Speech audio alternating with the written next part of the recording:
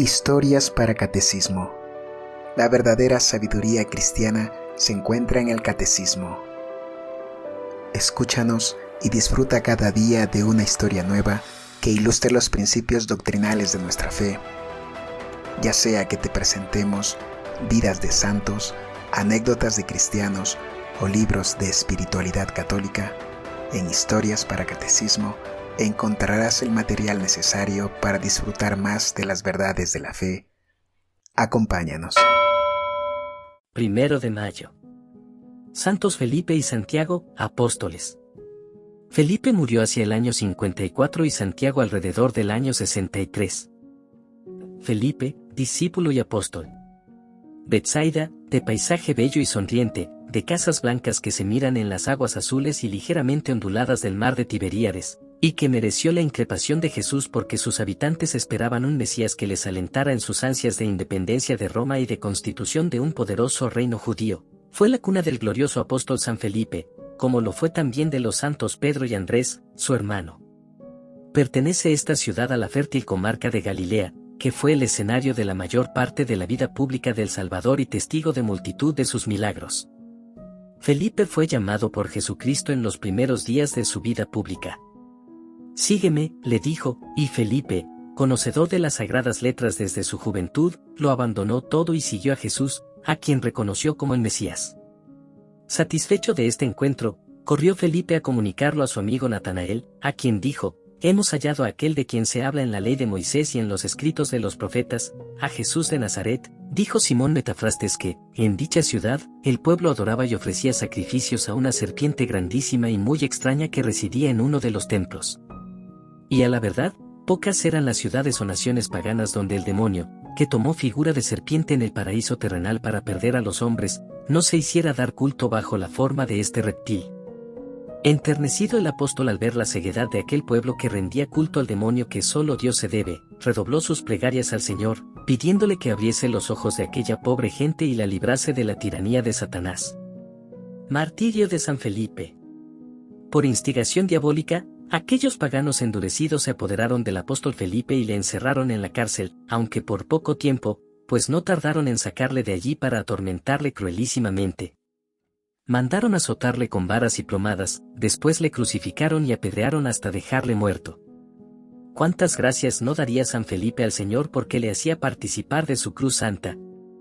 Aún estaban los sayones y ministros burlándose del esforzado mártir, cuando envió Dios un espantoso y extraordinario temblor de tierra que derribó casi todos los grandes edificios, asoló algunas casas, hundió a los que las habitaban, y en castigo de su maldad, tragó vivos a los que habían crucificado a San Felipe. Los paganos huyeron despavoridos a la vista de aquel desastre, y los cristianos, empero, alabando al Señor por las maravillas que obraba en favor de su siervo, llegaron hasta la cruz para descolgar al santo apóstol, pero San Felipe les suplicó que no le privasen del honor de acabar su vida en la cruz como el divino Maestro. Hizo oración por sí y por todos los circunstantes y fue oído de Dios, pues antes que le bajasen de la cruz, dio en ella su bendita alma al Creador. Hacía más de 20 años que trabajaba sin descanso en la salvación de los paganos. Después de muerto San Felipe, los cristianos tomaron su sagrado cuerpo y lo sepultaron con la reverencia y honor que convenía a tan insigne apóstol. Andando el tiempo, algunas de sus reliquias fueron trasladadas a Constantinopla y otras a Roma, donde están con el cuerpo de Santiago el Menor, en el templo de los 12 apóstoles, edificado por los papas Pelagio y Juan III, su sucesor. Algunas ciudades como París, Tours y Florencia se precian de guardar alguna reliquia de San Felipe. Parte del cráneo de este santo apóstol fue llevado a Troyes, después que los cruzados se apoderaron de Constantinopla. La Iglesia celebra el día de su martirio el 1 de mayo. Santiago el Menor apóstol. Obispo de Jerusalén y mártir. Santiago el Menor, llamado así para distinguirlo del otro Santiago, hermano de San Juan, nació unos 12 años antes que Jesucristo en Cana de Galilea. Su padre se llamó Cleofás Alfeo, y su madre, María, la cual era prima de la Virgen Nuestra Señora o, como quisieron otros, su cuñada, por suponer a San José, hermano de Cleofás. Perteneció, pues, a la tribu de Judá y fue primo hermano de Jesucristo, a quien se pareció tanto en las facciones del rostro, que después de la subida de Cristo nuestro Redentor al cielo, muchos cristianos venían a Jerusalén para ver a Santiago, pareciéndoles que en él veían al mismo Salvador, por la grande semejanza que tenía con él. San Ignacio Mártir, en una epístola que escribió a San Juan Evangelista, le decía que pensaba ir a Jerusalén a visitar a Santiago, porque viéndole, le parecía ver a Jesucristo. Santiago, según la costumbre de los hebreos, era llamado hermano de Cristo, por los fieles de Palestina.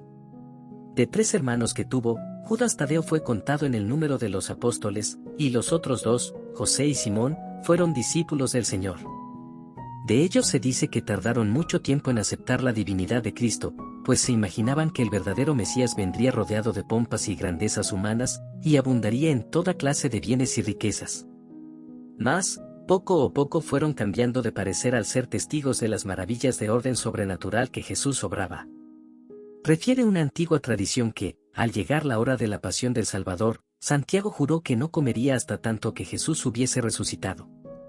El mismo día de su resurrección, Jesús se le apareció y, habiéndole pedido pan, lo bendijo, lo partió y se lo ofreció, diciendo: «No temas el comerlo, hermano mío, porque ya el Hijo del Hombre ha resucitado». Santiago, obispo de Jerusalén.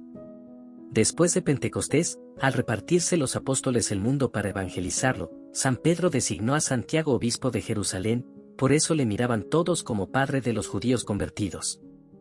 Fue tan grande la autoridad de este apóstol, que cuando San Pedro, por mandato del ángel, salió de la cárcel en que le había puesto Herodes, envió un aviso a Santiago y a los demás hermanos, anunciándoles que ya estaba libre. Se nombra solo a Santiago, como a hermano mayor y el principal de todos ellos.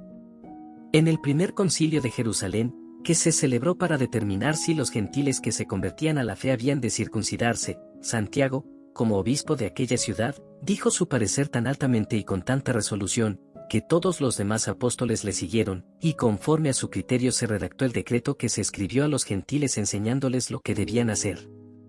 San Pablo menciona a Santiago al decir que, habiendo venido a Jerusalén para ver a San Pedro, no vio a ningún otro apóstol sino a Santiago, del cual afirma que, con Pedro y Juan, constituían las columnas de la iglesia y que le habían ayudado poderosamente en la tarea de predicar el Evangelio.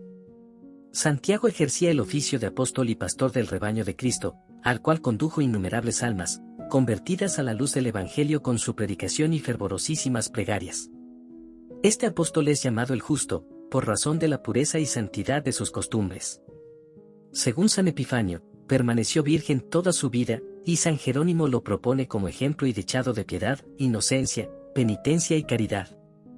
Sus ojos eran sumamente honestos, sus oídos, solo atentos a las cosas divinas, sus manos, prontas para el ejercicio de la virtud, y su cuerpo, muy mortificado con continuos ayunos. Nunca comió carne, ni bebió vino ni licor que pudiera embriagar.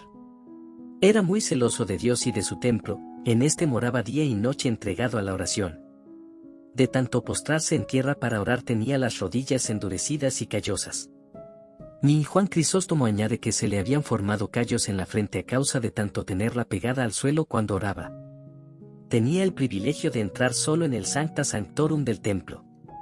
Andaba descalzo y llevaba vestidos de lino. Su fama de santidad era tan grande que muchos judíos se aproximaban a él para tocar y besar sus vestidos. En señal de suprema dignidad, solía llevar en la cabeza una lámina de oro, igual que la que llevaba el sumo sacerdote judío. El historiador Josefo escribe que la ruina y destrucción de Jerusalén realizada por Vespasiano y Tito, su hijo, fue castigo que Dios envió a aquella ciudad por haber dado muerte a Santiago, varón justísimo y piísimo, y conocido por tal y tanta era la fama y opinión que del tenían. La Epístola de Santiago. El más valioso legado que nos queda de Santiago el Menor es su magnífica epístola, la primera de las 7 llamadas católicas, designadas así porque no fueron dirigidas a ninguna de las iglesias en particular, sino a la universalidad de los fieles. Aunque fue escrita para los judíos convertidos, dispersos por el mundo, conviene a todos los estados y condiciones de los cristianos, por su admirable y celestial doctrina. Enseña que no basta tener fe muerta y estéril, sino que es menester mostrar la fe con obras buenas y, en especial, con las llamadas obras de misericordia. Habla de los vicios de la lengua desenfrenada y de la diferencia entre la ciencia terrena y la celestial, de las discordias y de otros males que causan las pasiones no mortificadas. Instruye asimismo a los fieles sobre el gran bien que se encierra en las adversidades y tribulaciones cuando se soportan con paciencia, Y les exhorta a gozarse en gran manera cuando son tentados y probados con muchas y varias aflicciones. Trata del severo castigo que recibirán los ricos y opresores de los pobres, y termina con unos versículos sobre la extremaunción, la confesión, la eficacia de la oración del justo y el gran premio que recibirán los que consigan la conversión de algún pecador. Escribió también de liturgia, acerca de la forma de celebrar la Santa Misa, escrito que se ha tenido siempre en gran veneración, y que San Proclo, patriarca de Constantinopla, alegó contra el hereje Nestorio en el concilio de Efeso. Martirio. Hemos mencionado ya el abundante fruto conseguido con la predicación de Santiago. Dado el prestigio de que este apóstol gozaba ante el pueblo, quisieron algunos judíos atraérselo a su lado y partido para que cesara de hacer prosélitos para Cristo. Anano, sumo sacerdote y hombre fiero y cruel, hijo de Anás, aquel a cuyo tribunal fue presentado Jesús, le hizo comparecer ante el Sanedrín, a fin de rogarle que desengañase al pueblo para que no siguiera a un crucificado, pues el pueblo creería cualquier cosa que él les predicara. Convinieron en que Santiago hablaría públicamente el día de Pascua, a causa de ser mayor entonces el concurso de gentes, y que les diría lo que él sentía de Cristo y de la ley de Moisés. El santo prometió hacerlo así. Llegó el día señalado y, estando presente un sinnúmero de judíos y gentiles, subieron a Santiago a un lugar alto del templo y, después de haberles declarado los príncipes de los sacerdotes grandes alabanzas del santo para ganarle más la voluntad, le dijeron: «Oh justo, en ti confiamos, ya ves que están engañando al pueblo en nombre de un impostor crucificado, habla, pues, y dinos la verdad acerca de Jesús». Entonces aquel santo y venerable anciano, mirando compasivo a la inmensa muchedumbre que le rodeaba, exclamó: «¿Qué me preguntáis del Hijo del Hombre? Sabed que está sentado a la diestra de Dios Padre, y ha de venir a juzgar a los vivos y a los muertos». Se levantó luego un murmullo entre los fieles al oír estas palabras, y, alabando a Dios por ellas, gritaron: «Hosana al Hijo de David». Entretanto, los sacerdotes, escribas y fariseos, bramando de rabia, tomaron piedras contra él y, dando voces, decían: «¿No veis cómo ha errado el justo?». Y, echando mano sobre él, le arrojaron de allí. Quedó muy malherido con la caída, pero, olvidándose de aquella injuria y acordándose de la caridad de su Señor, que en la cruz había rogado al Padre Eterno por sus enemigos, levantó las manos y el corazón a Dios, y, puesto de rodillas, comenzó a decir: «Te suplico, Señor, que les perdones, porque no saben lo que hacen». No se aplacaron aquellos hombres malvados con tan dulces palabras, antes, perseverando en su maldad, gritaron: «Apedreemos a Santiago el justo». Empezaban ya a apedrearle, cuando un sacerdote del linaje de los rechabitas se interpuso diciendo: «Deteneos, ¿qué hacéis? ¿No estáis oyendo que el justo reza por vosotros?». Pero mientras eso decía, un batanero dio al santo un garrotazo en la cabeza con una pértiga y lo dejó muerto. Su martirio fue el primer día de mayo del año 63, y en este día celebra la Iglesia su fiesta. Con este martirio entregó su alma a Dios este santo apóstol, que, según San Jerónimo, había gobernado durante 30 años la Iglesia de Jerusalén. Su cuerpo fue enterrado en el mismo lugar de su martirio, cerca del templo, en un sepulcro abierto en la Peña Viva. Sucesor suyo en el episcopado fue San Simón o Simeón.